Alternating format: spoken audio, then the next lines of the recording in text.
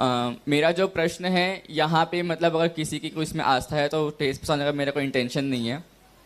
महाराज जी, मेरा प्रश्न ये है कि जैसे कि आजकल मिथ्यात्व बहुत तेज़ी से बढ़ रहा है, तो जैसे कि अगर मैं कुल देवी कुल देवता की बात करूँ तो जैसे अपन जैन धर्म में जैसे मैंने देखा है कि बहुत सारे गोत्र के अलग अलग कुल देवी कुल देवता होते हैं जो कि भगवान के ही जो यक्ष यक्षिणी होते हैं उन्हीं को मानते हैं। तो क्या उनको वैसा मानना, उनको वैसा पूजना क्या सही है? अब जैसे कि जो देवी माता होती है, जैसे कि पद्मावती माता है, चक्रेश्वरी माता है, लोग उनको बहुत आस्था से मानते हैं, पूजते हैं, उनका अभिषेक भी करते हैं, तो क्या वो सब सही है? अगर वैसा देखा जाए तो अब लोग इसमें तो अपना कर रहे हैं, लेकिन जो लोग मिथ्यात्व की तरफ जा रहे हैं, जैसे इसमें देखा जाता है कि जो लोग का श्रद्धांत एकदम कट्टर है, उन लोग प्रभु की वंदना सब कुछ करते हैं, लेकिन उनका इतना कुछ कार्य सफल नहीं हो पाता। लेकिन जब वो दूसरे देवी देवता के पास जाते हैं तो जैसे कि उन लोग अर्पित करते हैं, सब कुछ करते हैं, तो उनका वो कार्य हो जाता है। तो महाराज जी, सब क्या चीज़ व्यवस्था है? सबसे पहली बात है समझना कि अस्तित्व समझना बेटा, भव्य अस्तित्व समझ जाओगे तो आप आगे चीजें समझ पाओगे। जिन आगम है उसमें अरहंत भगवान है और उन अरहंत भगवान की यक्ष यक्षिणियां हैं, उनका अस्तित्व है। अपन ये नहीं बोल सकते कि वो नहीं है, उनका आगम में उल्लेख है, उनका अस्तित्व है, लेकिन वो पंच परमेष्टि नहीं है। वो उनका अस्तित्व तो है लेकिन वो पंच परमेष्टि नहीं है। तो उनका जो सेवा का काम है वो उनकी रूप हो, पंच परमेष्टि रूप उनके काम का तो निषेध है, क्योंकि हम श्रद्धा तो पंच परमेष्टि को ही देंगे। वो भी पंच परमेष्टि के भक्त हैं और हम भी पंच परमेष्टि के भक्त हैं, हम दोनों का स्थान एक सही है।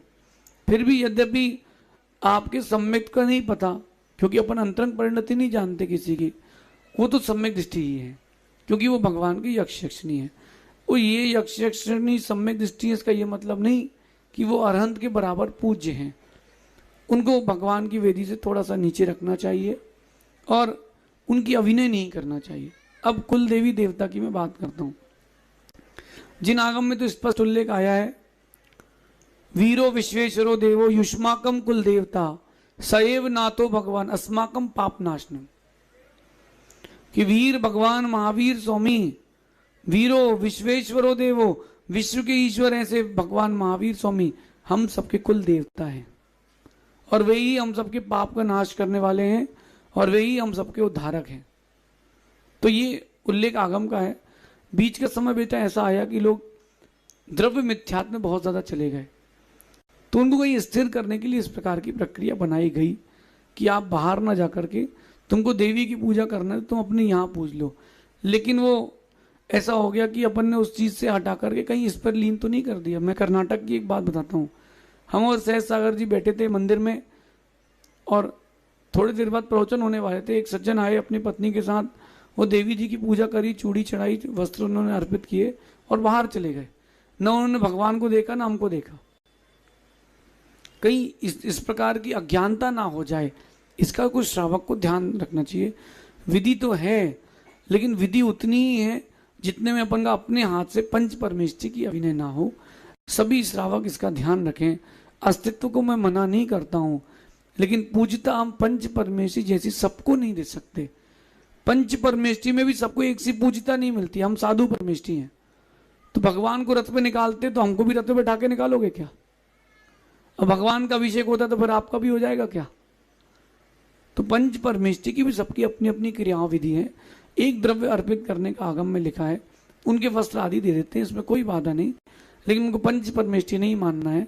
अगर आपको नहीं जमता है तो अभिनय ना करें। रही बात ये जो बोलते हैं ना बेटा कि वहां जाने से काम होता है, सब काम निमित्त नैमित्तिक होते हैं। किसी के जानने और किसी के नहीं जाने से कुछ नहीं होता। निमित्त नैमित्तिक संबंध है। अगर तुम्हारे भाग में है चीजें चल के आएंगी और नहीं है तो आई हुई चीज भी जाएगी। तो निमित्त नैमित्तिक संबंध अपन को लगता है कि वहां गए तो काम हो गया। अब 1 लाख लोग श्रीफल चढ़ा रहे हैं कहीं पर जाकर के, 10-25 का तो काम हो गई होगा, और 10-25 लोग 200 की आस्था लेकर के आएंगे। तो बेटा ये निमित्त नैमित्तिक मानना, मैं मानता हूं कि वीर प्रभु के चरणों में, वीतरागी प्रभु के चरणों में जिसने शीश झुकाया है, वक्त लग सकता है लेकिन उसका दिन बुरा कभी नहीं आया है। आगे चलिए। अगले जिज्ञासा।